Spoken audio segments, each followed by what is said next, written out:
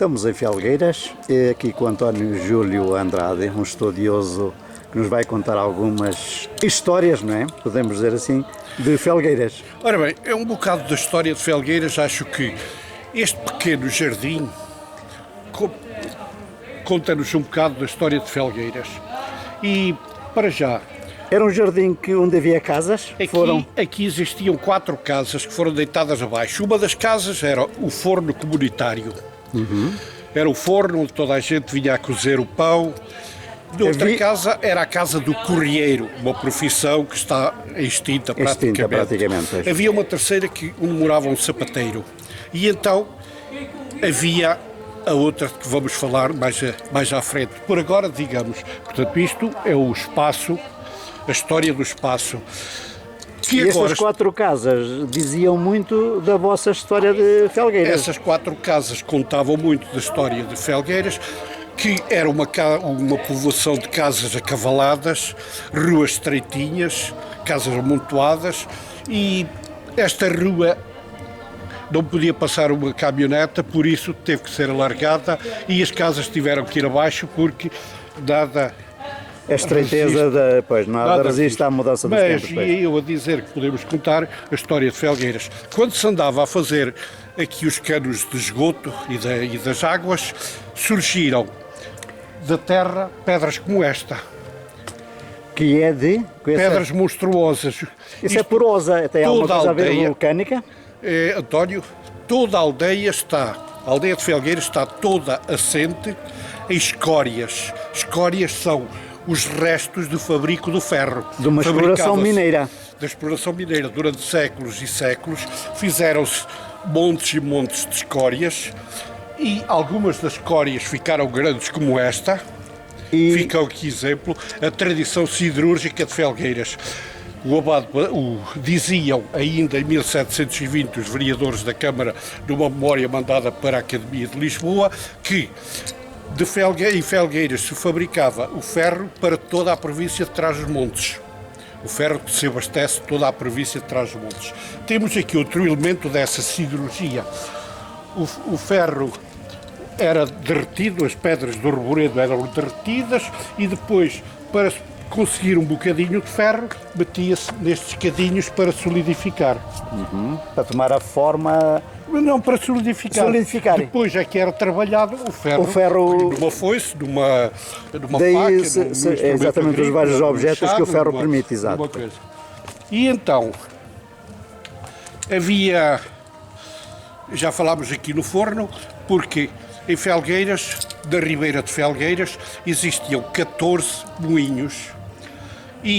Uma ribeira que corre aqui do povo. Pois. Havia 14 moinhos e todo o pão que se comia na vila de Moncorvo e em muitas aldeias da região era fabricado aqui em Moncorvo, em Felgueiras, desses 14 moinhos.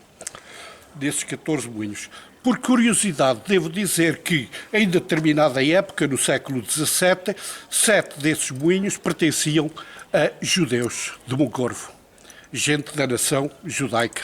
Cristãos novos. E de Moncorvo? Portanto, tinham cá instalado Eram eles que tinham capital e aqui tinham pessoas que trabalhavam nesses... E aproveitaram as facilidades da Ribeira, se calhar, pois também. Com certeza, pois só eles é que tinham capital para investir, não é? E, por exemplo, o único pisão de que há notícia no Conselho funcionava aqui também em Felgueiras e era também propriedade do indivíduo de Moncorvo, ligado à gente da nação, e quem trabalhava estava arrendado o pisão para fazer as mantas, não é?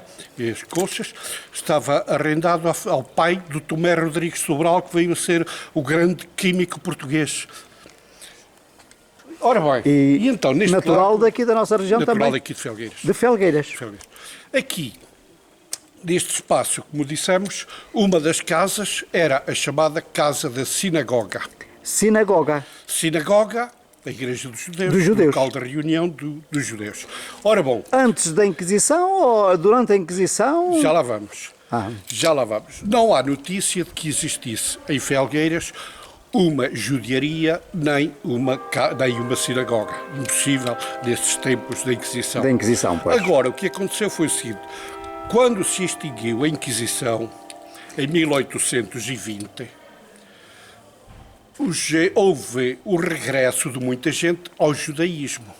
Alguns que estavam encobertos e que praticavam às escondidas. Quando se viram fora da perseguição e do perigo da Inquisição, da Inquisição, passaram a aderir ao judaísmo e a manifestar as suas ideias.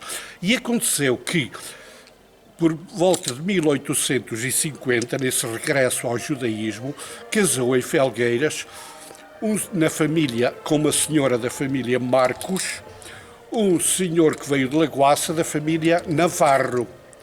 E esse Navarro tinha alguma coisa a ver com os de Moncorvo? Não. Sabemos que era Navarro, não fiz a investigação. É esse ponto, pois.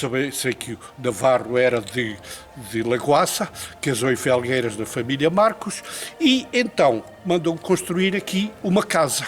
Era uma casa que eu conheci muito bem, do resto do chão e primeiro portanto, piso. Esta alteração é recentíssima. Esta alteração é de há 20 anos já. 20 anos. Há 20 anos. Ou 20 e poucos.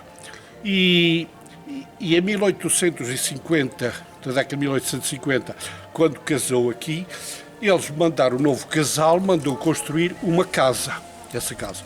E na porta, e a porta, nós só guardamos, a casa foi destruída, ficou esta parte, a ombreira da porta. A ombreira da porta. A ombreira da porta. E cá se vemos a data em que foi construída, 1877. Ele está um bocado sombrio hoje, não podemos ver, mas tem aqui muitos elementos. Cá temos elementos, uma rosácea. A rosácea. Aqui a cruz da vida.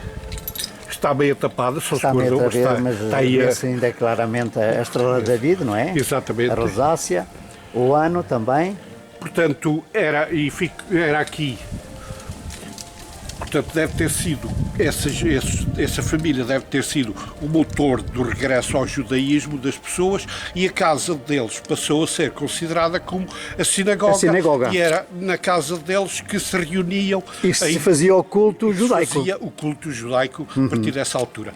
Aliás, parece que tão enraizado estava o culto judaico no fim do século passado aqui em Felgueiras, que, de acordo com o abade Bassal, era regular, normalíssimo, a generalidade das crianças serem circuncidadas. Um hábito, um uso extremamente judaico, extremamente judaico. Pois. Quer dizer, a circuncisão é o batismo dos cristãos. É o batismo dos cristãos. Só vai para o céu, da religião judaica, quem for circuncidado. Porque senão não vai. As mulheres fanadas, portanto.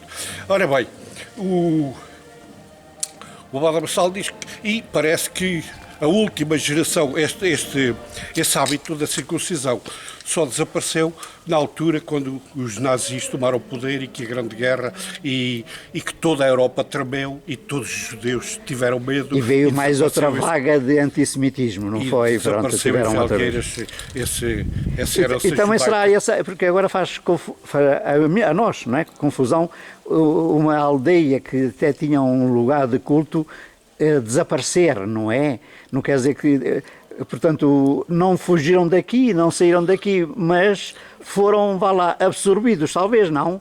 Sim, quer dizer, foram absorvidos, e eles ainda foram resistindo certamente nos costumes, no segredo das casas, continuariam a rezar, certamente as orações que as velhinhas rezavam quando eu era garoto, que eu ouvia a minha mãe, são orações nitidamente judaicas, portanto havia por aí essas rezas. Ainda há alguma que o António Júlio se lembre, que nos possa dizer, ou assim de memória? Não sei. Aliás, segundo... Havia um rapaz aqui de Felgueiras, meu primo, que morou nesta casa ali, em frente. Que é ali no número 1? Manuel Proença. Manuel Martins, carpinteiro do Carvalhal. E parece que ele tinha ainda o instrumento com que faziam a circuncisão das crianças, que desapareceu há anos, não sei, portanto... Perdeu-se também, perdeu-se. E perdeu-se. Sim, senhor. De maneiras ficou esta memória aqui. E então as autarquias da altura pelo menos preservaram, já que não preservaram a casa, que não pôde preservar. Foi uma luta tremenda que eu tive também para preservar ao menos esta pedra. Pá. Infelizmente foi só pedra, podiam ter preservado mais um bocadinho para se notar. Mais, Mas, enfim, mais alguns símbolos de um passado. Acho que nem sequer uma fotografia tiraram, pelo menos não é conhecida da casa. Deitaram abaixo sem tirar umas fotografias para memória. Pelo menos ainda não consegui, já dei voltas, até mais não. Vamos tentar aqui apanhar algum dos símbolos. Sobretudo a estrela de David. A estrela de David está meia escondida no suporte.